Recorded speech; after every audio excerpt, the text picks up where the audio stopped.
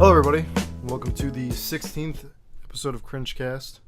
I'm your host, Mr. Loserish, and joining with me today is the Kawaii Wrestler. Yep, and today we just came back from watching Spider-Man: Homecoming, so I think we're going to talk about that today. Now, this is actually the Kawaii Wrestler's second time seeing it, correct? Yeah, I saw it Thursday night. I didn't have anything else to do, so when it came out. Yeah, right. Yeah, and whoa! I mean, I think it was definitely worth two watches. At least you felt that way. I feel like I feel like I'd watch it again too. Yeah, for sure. So our thoughts on it, definitely a good movie, you know. Oh yeah, very good. I think even for the Marvel Cinematic Universe, it was better than the average MCU film, at least in my opinion. Well, the average one is still really good. Yeah. That's what I'm saying, is that the movie was, great, really. Yeah, exactly. So, I guess let's go into real quick what happens in the film. Make this brief. I mean, yeah, they show the origin of the Vulture, or even though they don't actually say his name, but Adrian Toomes. Yeah. So they show him. He was like a construction worker who got kicked out after the Battle of New York.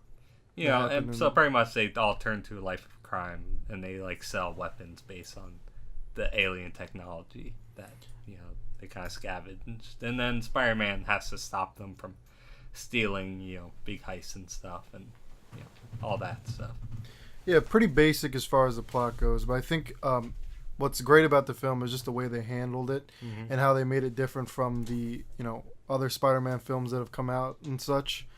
Because before this, we of course had what we grew up on was the Sam Raimi Spider-Man films 1, 2, and 3, all Tobey Maguire. Cheesy films, but good. Except for a third one. Except for the third one. Good films.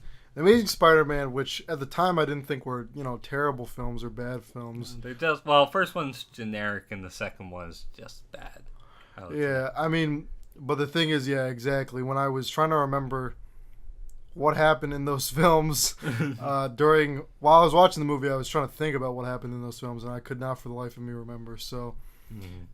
Pretty forgettable, I guess, is the biggest problem with those. Yeah, for sure. Those two films. This one was pretty good. I mean, I think Marvel, for the MCU, I guess is the good way of putting it. The MCU team handled it usually how they handle their movies. This one... Good amount of wit and humor, but it also stood out since Spider-Man is younger and his story is a lot different from a lot of the other superheroes. Yeah, for sure. I feel. Yeah, it's very unique, and the other thing too is that this was the way how the Sony Marvel deal works is that Sony still pays the bills and kind of has the final say, but so Marvel is more like consultants and stuff when it comes to the actual script. So the fact that two companies were able to actually collaborate on this and make into a good movie is just a great sign. Yeah, definitely. I'm real happy that, of course, it's already been known, but I'm happy that Spider-Man can be fleshed out in the Marvel Cinematic Universe because he really felt like a character that deserved to be in it, but didn't get to be in it for quite a while. Yeah, for sure. So, this film, I think, what would you say makes it stand out from the other two Spider-Man series we've had? Well, the goal of this movie was to be like a John Hughes type movie from the 80s. Ferris Bueller's Day Off, Breakfast Club. What's his other big one? I don't know. I'm not so familiar with John Hughes' filmography, but kind of a school life with Breakfast Club is a great movie. I actually surprisingly have not seen Ferris Bueller's Day Off. Yeah, me neither. I know they're classics though, but they kind of romanticize the teenage experience, which is hard. Which is something that doesn't happen really nowadays. Yeah.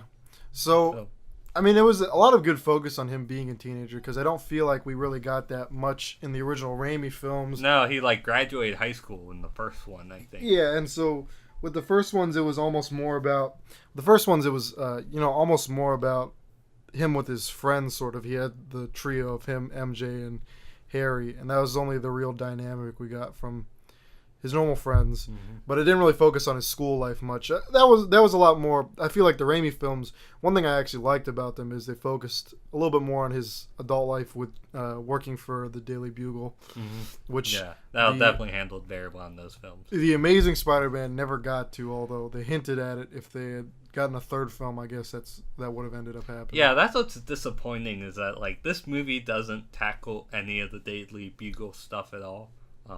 No J. Jonah Jameson. So that's why it's like the Amazing, quote unquote movies were disappointing was that they had Jonah Jameson. It was just like in text.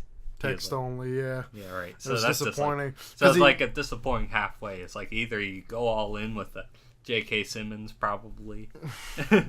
Yeah, I mean the way he was portrayed in the original Sam Raimi films is great, and it's really memorable. I mean, there's memes character. about him. Yeah, people still talk about it to this day. He's a really memorable character in those films, and so I want to see a return of him at some point, and I think we'll get it. Yeah, I think when the sequel's made, I think they're gonna roll out the money trucks and give J.K. Simmons that role. Yeah, because I mean I think one of the biggest things is with this film, it was a lot more focused on Peter's daily life, sort of how the Raimi films were to an extent. But one big thing, without spoiling it too much, is towards the end of the film, there's sort of an ultimatum for Peter where he can decide to be more of a superhero or sort of live his life more in New York while still getting to be Spider-Man, just not going on these huge epic adventures sort of, and he decides to sort of stay in New York because that's what he wants to do. And I think that strengthens the possibility of him eventually joining the Daily Bugle and all that. Oh yeah, definitely. I mean, yeah, that's just a great character moment at the end where it just kind of the whole like message is, I heard it's like somewhere where it's like either you can like sign some sort of big contract or something, or just stay in school, and Peter chose to quote unquote stay in school. So yeah.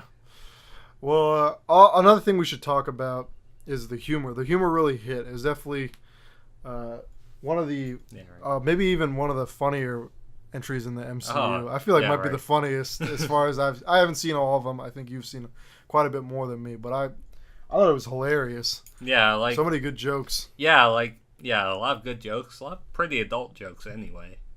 Yeah, I was actually surprised. There are, of course, kids in the theater, and I was thinking some of them probably wouldn't get some of these jokes. Yeah, right. We all like the one. Yeah, there's a scene where Peter has his friend named Ned, who's kind of he's just like his fat friend, his fat dorky friend. Yep, just like me. And Ned is helping Peter. He's like kind of the hacker friend also. And then a teacher walks in on Ned and goes, "Hey, what are you doing here?" And he's like, "I'm watching porn." Which that was a really good joke in my opinion. Yeah, right. The movie had me laughing. Even when it shouldn't have. At the super dramatic, scene. Yeah, that's the worst part about going to films with me is that I'll laugh at all the wrong fucking time. Wing nut before the movie even starts. Fucking Wonder Woman, the whole fucking film I was laughing. Right, when she goes to the church. Oh my god. Yeah, it's like that scene's funny though. Like when you think about how absurd that movie is, like it's funny. Like I don't know. You're fighting in World War I for days, and then suddenly the superpowered bitch comes in and kills everyone. Yeah, it's like this war is just imagine like it from the German soldiers' perspective. Like, I missed my family. This war is so awful. Maybe one day it can end. And then it's just like a woman comes up on the battlefield, and they're like, all right, we have to get rid of her. It's like, what the hell is going on? She won't die.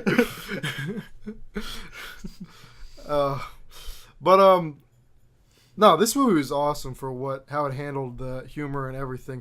And the thing about me is, I was kind of Marvel Cinematic Universe kind of overdosed on it. I was kind of out of it. Yeah, You were able to, you enjoy them enough to be able to watch all of them. But I think I was just kind of done with superhero movies for a while because when we went to see Avengers 2, I fell asleep in the middle of it, which I felt bad about. But I mean, I'm able to do it because the only superhero movies I care about the most are the Cinematic Universe ones. Like, the ones by other companies, they don't interest me as much. Which is DC. Which is kind of deserved anyway. Yeah. But yeah, I guess. Yeah, and there's obviously like months in between them. People act like when they say they're superhero movies all the time, they act like there's one every week, but there's not. I don't know, but it feels that way. Like, well, yeah, it feels that way. You have no concept of time. I think it's just that there used to be so few, and now it's like the blockbuster is the superhero film. It's almost I'm no film buff. This might be a really like dumb. Some person who actually knows about film history might be like, you're completely wrong about this. But I feel like it's like, how like back in the golden age of films, we're making all these films based on Greek mythology. I feel like it's almost a callback to that, where we're making all these. Now we're sort of, these heroes are the myth of today, and we're, creating these films based on them instead. Yeah, right. Yeah, but well, it's funny because, I fell asleep during the Avengers 2, and I told you what I was thinking about. I was half asleep in that movie, and I must have been really out of it, because I remember opening my eyes during one scene and be like, where's fucking Batman, yo? I want Batman in this film. And I was just so pissed off. I was just that, tired and out of it. I was like, where's fucking Batman? Because I'm just a fucking DC fag. You got him a year later in Batman v Superman. And I didn't go out and watch that film, thankfully. It's weird. I'm such a DC fan. Like, if you look at my comic books over there, it's like mostly Batman and Superman. Like, I have like one Spider-Man comic I own, which is Spider-Man Blue, which is a good Spider-Man comic. But I think I only own I own one other Spider-Man comic book, which is The Death of Spider-Man. But that's Ultimate Spider-Man. Anyways, though. Another thing I think that was noteworthy was that they did have some scenes where they paid homage to the original comic books, and I think they did it well in this. I think in most of these Spider-Man films, he usually has a feat of strength, like in Spider-Man 2, I believe, the Sam Raimi Spider-Man 2, of course. There's that scene where he's webbing up the train so it doesn't crash. Oh yeah, right. Yeah, and that's, I think, one of the iconic things about Spider-Man is a lot of times in his movies he has scenes like that, and he had kind of two in this film. There was a part where this ferry was split in half, and he had to web it together so it didn't sink in the ocean. Yeah, but the thing is, that was like more like a failure of him. Yeah, it was a kind of failure. It was supposed to be like a feat of strength, but he just wasn't good enough for it yet. Yeah. And then then later on they actually pay real homage. So there was of course the famous scene in the comics where Spider-Man lifts the huge amount of debris. I couldn't tell you what story that's in, but in the film there's a part where he has a bunch of debris underneath him, and it mirrors that scene in the comic where he's lifting up all the junk off of him. I thought it was handled well because they did a good job of applying it to sort of the meaning and morals of this film. And they did. They even used the disembodied voice thing during that scene. Spouting the phrase. I think another thing we should mention is I really like the supporting cast of this film quite a bit too. Oh yeah, Ned was great. Yeah, so Spider-Man has this fat friend named Ned, and he's hilarious. I love Ned. I thought he's just a huge fat geek, but he's just awesome. Yeah, but he's not a caricature though. He's still just a guy. Yeah, and he's likable. And just I don't know, all the choices. He wears this hat when he's at formal occasions, and I find that so funny for some reason. It's not like a fedora, but it's close. It might be well, the thing is I'm gonna get technical here, I guess. Yeah, right. Technically, what we all call fedoras aren't fedoras. A fedora is what Indiana Jones wears.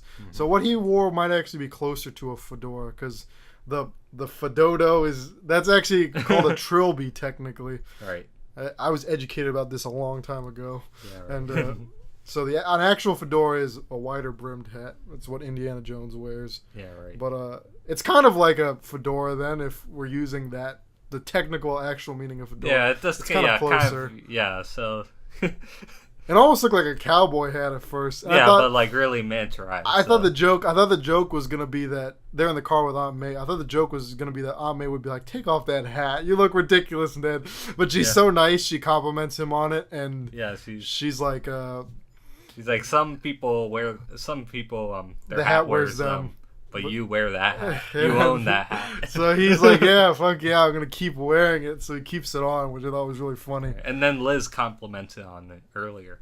Man, that actress who plays Liz, who's like Spider-Man's love interest, she's really good looking. Yeah, I thought she was she was a good choice for a love interest, and I thought she did a good job. Mm-hmm. Speaking of which, this film actually is kind of two love interests because they hinted at the end. So, of course, you know, you would guess that at the end, Spider-Man takes down the Vulture, and I guess there's a twist. Spoiler warning right here. Spoiler warning. But we don't have to give it away. Well, okay, we won't give it away, but we'll say that for whatever reason, Spider-Man's love interest has to leave. That almost gives it away too much there. I mean, like, I shouldn't have. Oh well. Yeah, it's almost like Clark Kent. People should be able to identify Clark Kent as Superman because it's only the glasses that are different. But. Yeah, it's just a coincidence. That he defeats the Vulture and then his love interest has to leave. But they have this other love interest, this girl named Michelle. Yeah, she's played by like Zendaya, I think. Yeah, she's like a singer. I'm actually not so familiar with her. Yeah, she's like the next Disney prop up star. Oh, is she? Yeah, she's gonna go out and spread her wings like Miley Cyrus or whatever. Yeah, but she's the new kind of Mary Jane. They sort of hint at. Yeah, but her name is Michelle, though. Yeah, her name is Michelle, but at the end there's this dumb joke where she says, "Oh, but my friends call me MJ." But you don't have any friends. But like that, the movie, she's like following Peter around and like talking to him. It's a little she's obvious. Obsessed. And there's enough scenes with her so that you can tell that this girl kind of likes Peter. I mean, yeah, she like there's one scene where it's like you already dropped out of like computing and like band. And then she's like, "Oh, I'm not obsessed with him though. I'm just very observant." Yeah, I'm just very observant. Yeah, okay. And I don't know. I kind of want another like actual Mary Jane, but I like her character enough. Yeah. I mean, this movie is like it does pay homage to like Spider-Man lore, but isn't beholden by them. Yeah. So, I think if they just don't bother with like trying to make her Mary Jane, whatever defined character traits that is, then just keep doing their own thing. Yeah. Just make good movies. Yeah, I mean, I guess the defining character traits would be that Mary Jane's is kind of a lot different. Kirsten Dunst, I like her performance as Mary Jane, but I don't think anyone's really able to capture what made the character so likable in the original comics. Because, the history of Mary Jane, you might already know this, but for our fans that don't know this, originally Stan Lee wanted Gwen Stacy to be Spider-Man's main love interest. Mary Jane was just there sort of as just a character to sort of complicate things. But people loved, and the whole thing about Mary Jane is she's super flirtatious. She's kind of, where she's not really, her famous line is she says, she's just supposed to be the girl next door. And then Aunt May's like, "Oh, Mary Jane, MJ came over to visit you." She opens the door and then Mary Jane says like, "Oh, you just hit the jackpot, Tiger," or something like that. And back then fans loved her so much that Stan Lee went ahead and said, "Okay, I'll make her the main love interest and I'll get rid of Gwen," which ended up having created maybe the most famous scene from Spider-Man, one of the most famous scenes where, of course, Gwen Stacy has to be killed off so that he can be with Mary Jane. So I kind of am upset that we've never really seen that Mary Jane, but that it must have been really captivating to have captured everyone's hearts so much that it made Stan Lee change what he was going to write. Yeah, for sure. But I like how MJ Michelle is handled in this film too. She's kind of an SJW, but not to the point where it's annoying or anything. Yeah, right. Like she's always like right. There's a scene where they're at the Washington Monument and she's like, "I don't really want to celebrate a structure built by slaves." Yeah. Which I don't know, it's kind of a funny scene, but I'm also like, I bet she would be down for the pyramids though, which were also built by slaves. Yeah, right. Well, yeah, I guess we'll see if they ever go to Egypt. Oh, I love the teacher for the decathlon. Yeah, he's good too. Kind of a minor role, but his jokes are really solid. I felt like right. We can't lose another student. Yeah, on a school trip. Not again. It's like we can't. There's a scene where they're being interviewed, and he goes, it would have been awful to lose a student on a school trip again. And then you could see the sadness in his face, like, oh my god, what happened? But we'll probably never find out. But it was really funny. Yeah, right. One thing I had to laugh about too was in that scene with MJ where she's looking at the Washington Monument. She's wearing a Sylvia Plath T-shirt, which is for those of you who don't know, Sylvia Plath's a really famous poet. I'm a big fan of her work, but it's such like it's kind of like I don't know. It seems like an SJW shirt to wear. So I thought it was really funny inclusion. But it was one of those things where I guess they did a good job on costume design because I could totally see her character wearing that shirt. Yeah, like all the shirts that like Peter wears, like I actually like read some of them and they're just like stupid nerd jokes. Yeah. Like the one I remember is like it's a triangle, it's like find X, and then it's like a circle and it's like arrows, like here's X. It's like a right triangle where you have to find the hypotenuse, and it's like find X, and then Yeah, another one he wears is like it's like it's something like two atoms talking to each other, and one's like I lost an electron, and the other one's like, are you positive? Yeah, just really dumb jokes, but I don't know. I guess they worked for the film. Yeah, I mean just good Easter eggs. Yeah. So I think another thing we should mention is we've talked about the cast a little bit, and one thing I felt a little weird about is we all knew that the origin story wasn't going to be in the film, but it feels like in this film they almost avoided it, which I felt a little weird about. You know, I talked to the Quiet Wrestler right after we saw the film, but Uncle Ben's name isn't even mentioned at all in this film, which I felt a little weird about because I feel like, you know, and he said. The Quiet Wrestler said that, you know, it'll probably be in the second film, but I don't know. Uncle Ben is like a really important part of the Spider-Man lore, so I felt a little weird about that. Yeah, I think what Marvel's trying to do is, what they're doing is they're just, you know, saying like, oh, you know Spider-Man's origin story. You've seen it 2 times already. Maybe, like, you know, normies are pretty I know I'm using that, you know, term, but like let's be honest, they can be kind of picky about stuff like that. You know, if there's another origin story, then people are going to start complaining about. I don't know. So Marvel is just being like, okay, we'll drop in little hints, but okay, you won't get an origin story right now. I don't know. I wish there was just a little bit more, maybe just even a mention of Uncle Ben. I would have been fine with it. Would have been a really, really corny line, but it would have been funny if Peter was or maybe Aunt May had at one point been like, a great man once said, you know, great power comes with great responsibility. I would have like really, it would have been cheesy, but it would have gotten to me. You know what I mean? Right. It would have been those things that really got to me. I would have loved to hear that. But, you know, I mean, it was good enough to the point where I felt like it's true. We know what the origin story is, everything. Yeah, that's true. Other thing I want to talk to you about is how do you feel about, so a lot of these characters have been changed. Maybe, you know, I'm not going to, well, I'll just put it this way. The cast is very diverse racially. Mm-hmm. That's, I think, something that people are going to notice, at least to an extent. But, you know, the argument that everyone always says is, you know, you should be okay with changing some of these minor characters' races. That's okay, but just make sure that you're getting the best actors, which this film did. Oh yeah, for you sure. know. Yeah, I like how nonchalant it was. Like, sure, yeah, it's like everyone, like Peter's like the only white guy in the school. Yeah, and it's like, for example, like Flash was like he was like brown, he was like Desi, he could have been Pakistani or Indian or something. Yeah, he played like in like the Grand Budapest Hotel. He played like a young, like the bellhop in that movie. Oh, but yeah. But I just think, like, even though it is kind of SJW to have all these minorities in the movie, it is also New York, and the fact that they don't make a big deal out of it is like a good thing, though. That's how it should be. And I mean, it's just minor characters too. It's not like anyone's like, oh my god, Flash isn't white. What the fuck? Yeah. Like, no one's saying that. Like, the guy did a good job making him a funny character who maybe wasn't as big of a jerk as I think we expect Flash to be. We expect him to sort of be Peter's like ultimate bully. Yeah, this guy was a little dorky for that, in my opinion, but he did a good job making Flash his own. Yeah, I mean, he is still an asshole. Yeah, he was. He was still an asshole.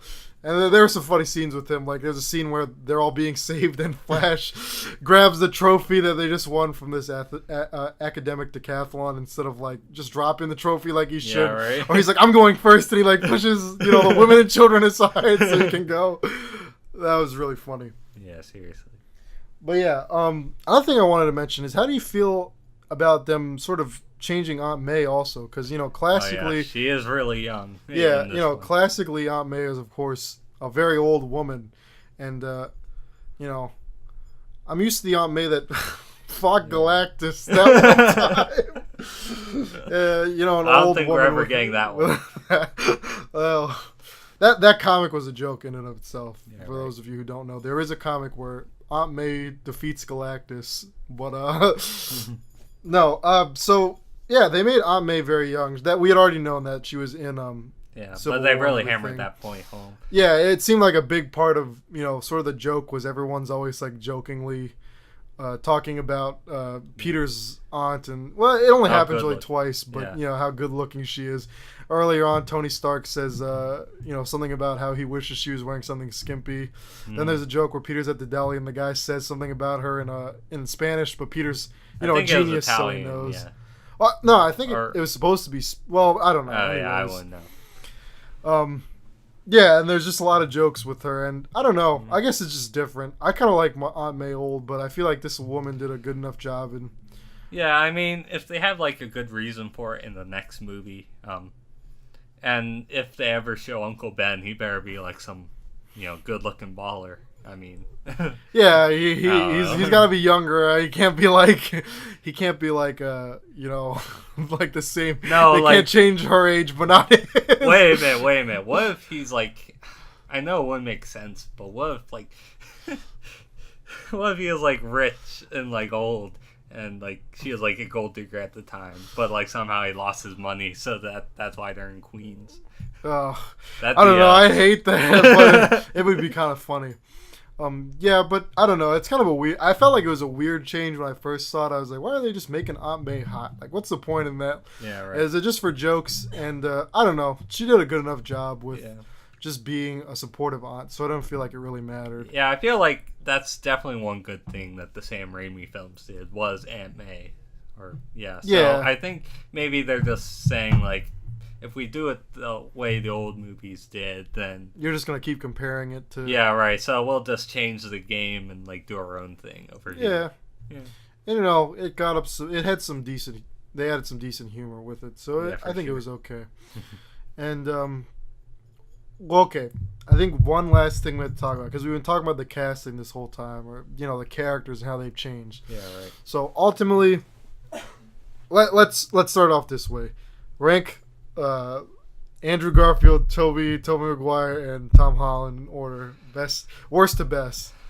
Well, I mean, worst is Andrew Garfield because he looks old. He was all like emo during those movies. Just not. I don't know. And if I could say real quick, I'm also going to put third Andrew Garfield. The big thing that I hate about Andrew Garfield is Spider-Man's supposed to be like kind of a dork, right? He's supposed to be a nerd. Yeah, like in the And first Andrew movie, he gets like Garfield- beat up, and he's still like a handsome Yeah, guy. He's, yeah, like edgy. Andrew Garfield is like beautiful, so it doesn't make sense. Like why cast this beautiful man to play this total dork? It's like and not only that, but portray him as like a dork who gets beat up in high school. yeah, it's like it doesn't make sense. Like I if you're I gonna don't like cast believe- him and like portray him as really good looking, then like just drop the whole dork angle already. Yeah. But don't try like convince us that he's a dork while looking the way he does. Yeah, exactly. So okay, Andrew Garfield gets 3, and for you number 2. I hate to sound like the bandwagon, but I don't know. Tobey Maguire, he's kind of a he did a good job in those movies, but I really like what they're doing with Tom Holland. I'm gonna have to say that I like Toby more than Tom. Really? As of right now, Tom has only had one film to impress me with, but it's and it's a lot of it is nostalgia. But when I think of Spider-Man, I can't help but think of Tobey Maguire's face when he's he's making that little face where he's like smiling a little bit, looking to the side, one meme, or when he's screaming.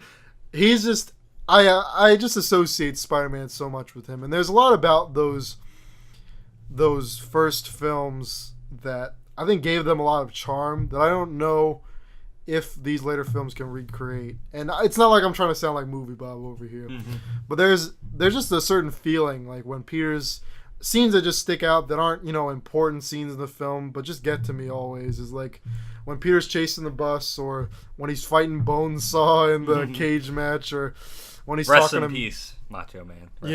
Rest in peace. Oh my God. But or when he's first talking to MJ about how she made him cry when she played Cinderella. I don't know. Lots of these scenes, they just stick out of my mind, and I just love Tobey Maguire's performance in them. So maybe it's just this nostalgia, but I gotta put Tobey Maguire as number one for right now. Tom Holland has only really had one, and I guess you could say maybe a half a movie. Yeah, well, like 2 real scenes. Yeah, so maybe like 1 1/4 of a movie to impress me. So I'll give him more time. He definitely looks younger, which is a good advantage. Yeah, I mean, just the fact that, like, part of, like, Peter's core character, or at least, like, the one thing people remember is that he is in high school. And yeah, so it's just, like, refreshing to actually, like, have, like, out of 3 chances, on the 3rd chance, you actually get Peter Parker in high school, who looks like a high schooler. Yeah. Well, I mean, it's such a novel idea. It's such a big, important part of the Spider-Man. What makes Spider-Man Spider-Man is that he's younger, because the history of Spider-Man is that at the time people were only writing comic book characters that featured adults, like the Fantastic Four. That was, of course, Stan Lee's biggest first big hit, really, and what sort of drove him to the superhero genre. But then Stan Lee had the idea, kids read these, why don't I have it so that it's a kid for a change? So it's important to Spider-Man for him to be young.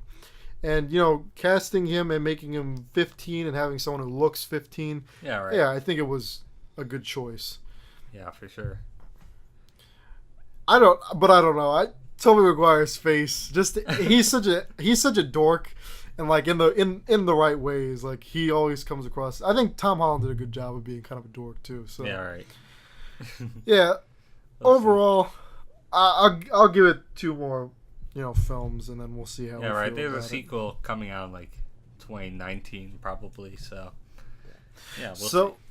Let's maybe briefly discuss. I haven't actually watched the video, but you recently did a video where you critiqued Bob Chipman's review of this film. Oh, yeah. He had a bit too much nostalgia for the Raimi films. Well, I think he's...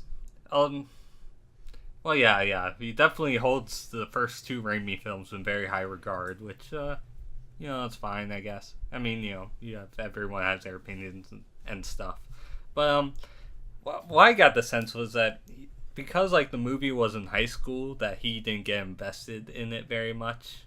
And I think that's just, when you're, like, in your mid to late 30s, as he is, or however old he is, you just aren't able to connect with the movie like this one is. And, it's just kind of sad. And, I don't know, I just wish he'd give it more of a last chance.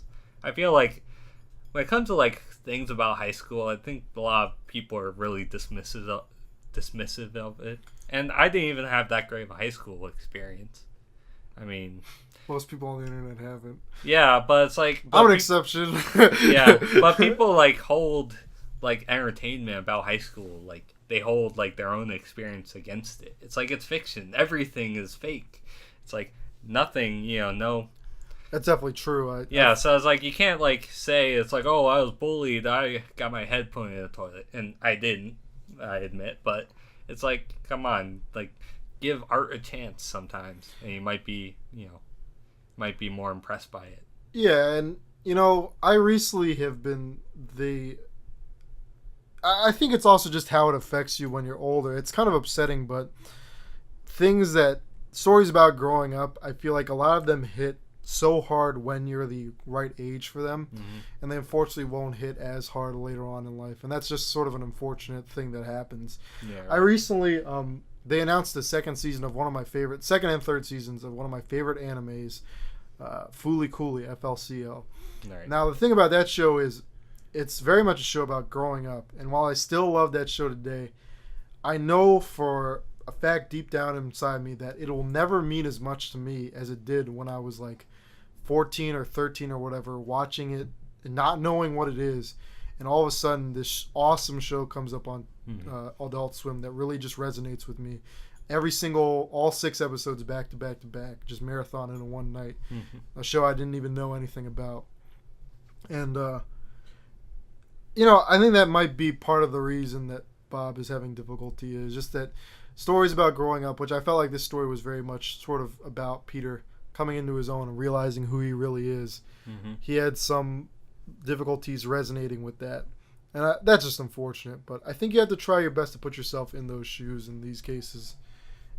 Yeah, right. I mean, I'm not going to say he's, like, bad at his job. He's doing a whole lot better at reviewing movies than I am. So, but it's just, like, it's just kind of disappointing when it's, like someone's, like, opinion is, like, actually, like, counter to what yours is. Which, I mean, happens all the time, but just, yeah. But you feel like they're, you're a strong advocate that art is completely subjective, more or less. Yeah, right. So I think the thing about that is that it's hard to argue when. Well, the thing is that you feel like, oh, it's fine that he has his opinion, but his reasons, you think he's kind of not really. Yeah, right. Like, they're not great reasons, or maybe his reasons aren't as solid as he thinks they are. Like, like the one scene where he's like, where Spider-Man has to lift up, like, the debris as, like, a very emotional moment.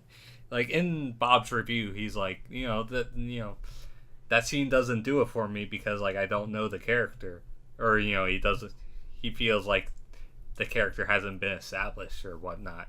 But, I disagree. It's like, I love, Peter Parker through a movie, so when he's going through that, it's, a pretty moving scene.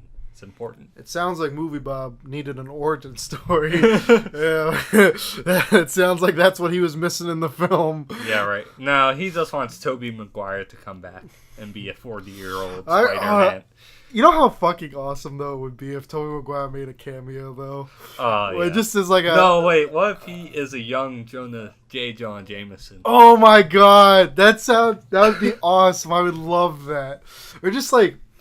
And if he had, like, it'd be such a cheesy line, but if he was like, I know what you're going through, Peter. Trust me. Or something like that. Buy me pictures of Spider-Man.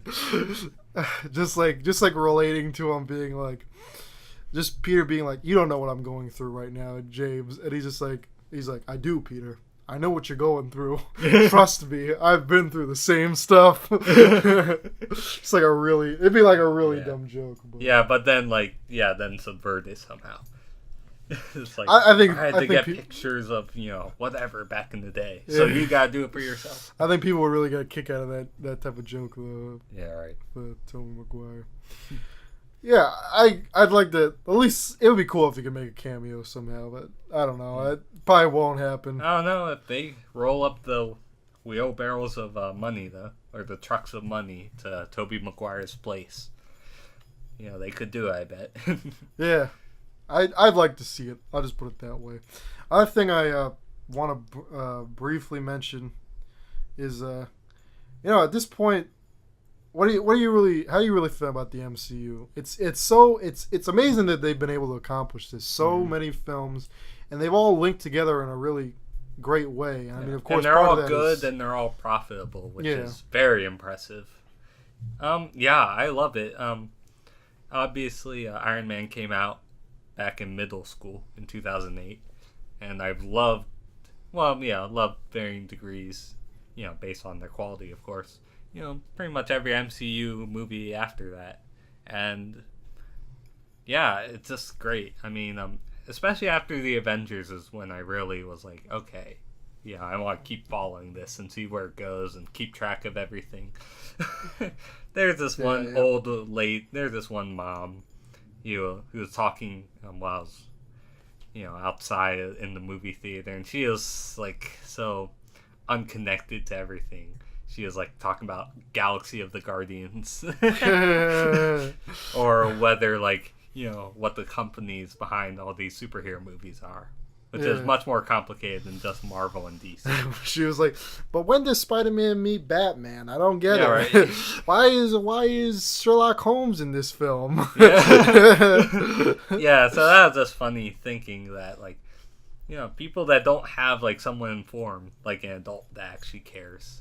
If it's only the kids that actually bring them out, then it's like they still don't. They're stupid normies. Get out. All right. But no, but the MCU is great. Like obviously there's Thor and Iron Man 2s, in there, but ever since like 2014, they've been really strong. Yeah. You have like the Winter Soldier movie, that was good. Yeah. See, what else in 2014? You had Guardians of Galaxy 1 and 2. You still haven't seen 2 yet. But I that haven't was seen really 2. My good. favorite part of 1 was the Howard the Duck cameo at the end, though. Yeah, right. That was my favorite part of Guardians 1. So Yeah, and then you had Avengers 2, which hasn't aged well, but it's still a good movie, still decent. Then you have Ant-Man. Have you seen Ant-Man yet? I have not seen Ant-Man. Oh yeah, I really liked his character in Civil War, so that's one I'm relatively interested in watching. Yeah. So Ant-Man was really good.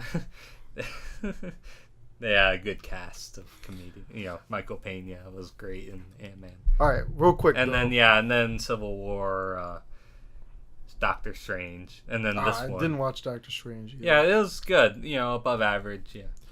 All right, but what do you? All right, this is a tough one, but what would you say is the worst and the best film in the MCU? All right. Well, worst. I don't know. Like what's worse? I guess you can't really say outright bad because there isn't one. So I'll go by the measure of forgettableness. And Iron Man 2 and Thor 2 are both pretty forgettable and pretty bad. That's fair. Well, yeah, just forgettable. Yeah, and, I'll say Iron Man 2 boring-ish. as well.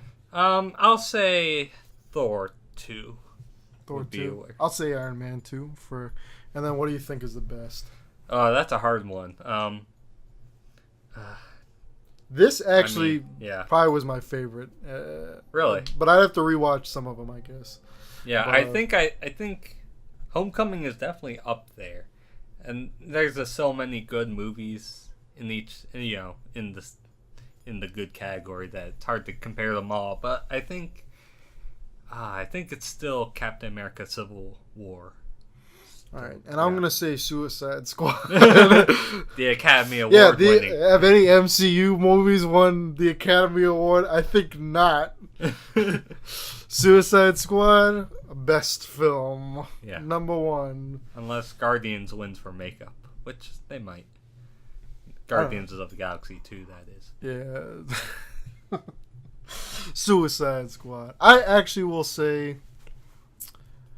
You know what? I'll go ahead and say that Spider-Man is the best in my opinion. I just love this film, and for sure. I liked Avengers and I like Civil War quite a lot, but this I feel like is one I'm going to remember, and it might just be because I have nostalgia for Spider-Man. Yeah, that's the one thing that it's like people make a big deal about how Marvel made good movies about lesser known characters, but the fact that they got Marvel's biggest character right in this movie.